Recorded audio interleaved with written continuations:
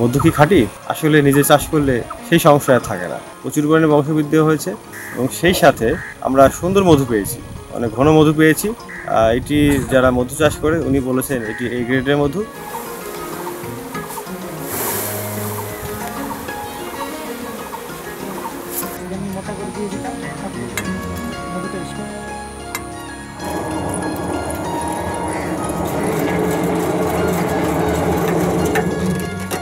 আমরা দিনাজপুর সদর সার্কেল অফিসে 17 মার্চে আমরা একটি মৌ বক্স স্থাপন করি। আমরা ইতিমধ্যে দেখেছি যে দিনাজপুর শহরের মধ্যে যে লিচু গাছ রয়েছে, অনেকে আমরা ইতিমধ্যে জানেন যে লিচু ফুলের মধুটি অত্যন্ত সুস্বাদু হয়। উত্তরবঙ্গে যে ফ্লেভারটি হয় সেটি সাধারণত আমরা দিনাজপুর থেকে পাই এবং সদর সার্কেল অফিসের আশেপাশে অনেকগুলো গাছ রয়েছে।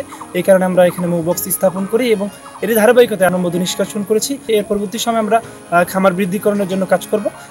এই সার্কেল অফিসে অনেকগুলো কিন্তু গাছ রয়েছে, ফলস্বর আমরা সাধারণত এখানে পরাগায়নটা সুনিশ্চিত হবে। এখানে 30 থেকে 35% ফলন বৃদ্ধি হবে।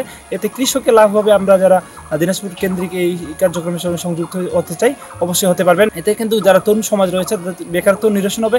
দিনাজপুরে যে লিচু ফুলের মধু প্রতিনিয়ত কিন্তু ফুল থেকে অনেকগুলো মধু পড়ে যাচ্ছে।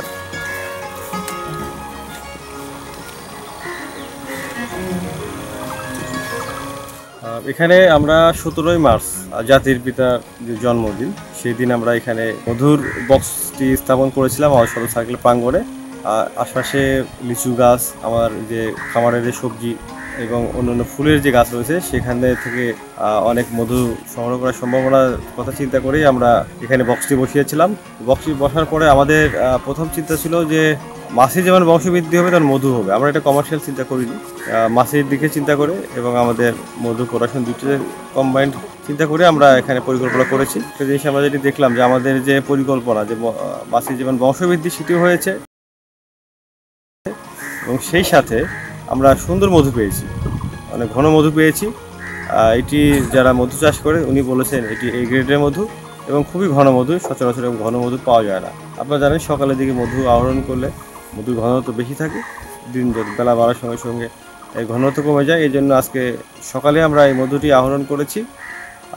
আমি মনে করি যাদের বাগান রয়েছে বিভিন্ন সবজি ক্ষেত এবং ফুলের যে সমারোহ, ফুলের বাগান, সরিষার ক্ষেত, লিচু, মৌমাছি চাষ করলে তাদের যে পরাগায়নের যে সুবিধা সেটি যেমন হবে তেমনই হবে খাঁটি মধু সেটিও পাওয়া যাবে। আমাদের সচরাচর যে আশঙ্কা থাকে মধু কি খাঁটি, আসলে নিজে চাষ করলে সেই সমস্যা আর থাকে না। আমরা সেই খাঁটি মধুটি নিজে চাষ করার মাধ্যমে পেতে পারি।